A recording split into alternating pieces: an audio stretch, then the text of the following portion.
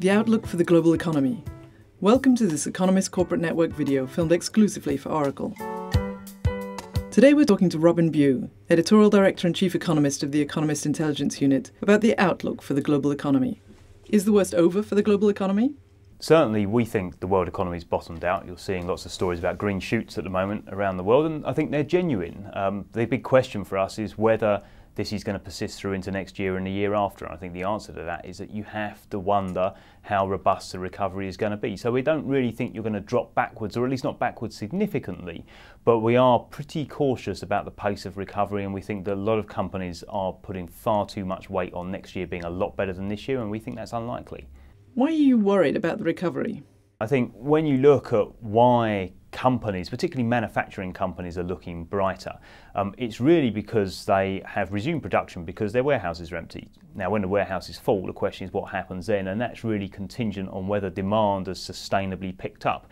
And the worry, you asked what the worry was, well, the worry is we don't see that right now. We don't see consumers looking particularly keen to get out and spend. We don't really see business investment picking up.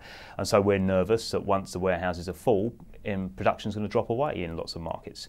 I guess the other thing we worry about is that much of the growth that we're seeing at the moment is driven by government policy. Governments have worked very hard to drive the economy forward, slashed interest rates, public spending is very high. But of course, they have slashed interest rates. They can't do that again. And public spending is very high. A lot of those emergency programs will run out next year. Now, they will announce new programs undoubtedly, but because of affordability issues, next year's spending cannot be as significant as this year's. And so at the margin, of course, that means that growth is probably going to peter out a bit. So we worry both because of this manufacturing thing and because of policy that maybe what we're seeing now, while great news, is perhaps just a little bit too good to be true, and that next year is going to feel a little bit worse than it feels right now. What are the positive signs? Credit is much more restricted than it was because credit was available in a way that, quite frankly, was not sustainable. So clearly it's harder to borrow, and you pay more money to borrow as well. But you can borrow, so that's good. So that's one green shoot. I guess the other area that we focus on is what's happening in what we call the real economy, which is what's going on with the non-financial part of the world. And there you see lots of indicators that at least some sectors are bottoming or some things are turning around. I think the most obvious number to look at are these surveys of purchasing managers or procurement officers in companies around the world, people whose job it is to go out and buy things. And you can see that during the crisis they have been tremendously depressed, but their sentiment has picked up quite markedly in the last few months or so because, of course, as companies start to look to the future, they're starting to get their procurement team to go out and put in contracts, and that's turning things around. And you see that not just in the developed countries, America and Europe, but you see it even in the emerging market as well. So China, for example, quite a big turnaround. So those are good signs. Just the question is it going to persist? How important are government stimulus packages? I think the stimulus is a way of kind of filling the hole. If you think about it, the private sector's not spending, so the public sector steps in with shovelfuls of cash, but that's not sustainable in the long run. It's not long run sustainable, even for a place like China with lots of money. You have to change the way the private sector works, and that usually means some more serious structural reforms. Can emerging markets drive the global economy? Europe is the biggest single economic mass, Western Europe, the EU, in the world, followed by America. Relative to those two, China's actually a pretty small market, and I think the important thing is that no matter how fast their consumers grow, they can't make up the difference. But the issue is, can China and the other emerging markets grow in a world in which Europe and America are growing quite slowly? And I think the answer there is that they will do a lot better than the developed world. I mean, we think China's going to grow by, say, 8% a year, something like that. Clearly, that's unusually fast even for an emerging market. But they will do that even in an environment where Europe and America are struggling to achieve 2% growth. And I think that for businesses, that's going to make markets such as China, India, but also Latin America, maybe bits of Eastern Europe, although Eastern Europe's got some specific problems of its own. It will make those markets even more attractive than they've been to date. Companies for a long time have been looking to add more capacity, put more investment into emerging markets in general. But what we see happening now is a more advanced conversation where we talk to businesses quite frequently, not just about putting incremental investment into the emerging world. The kind of attitude in the last decade or so was, we run a good business in Europe and America, but we see additional opportunities and we want to take advantage of those.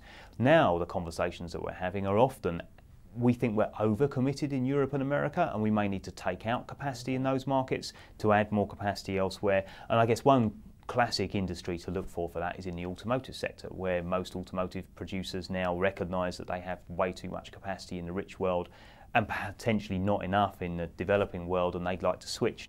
Will unemployment become a serious problem?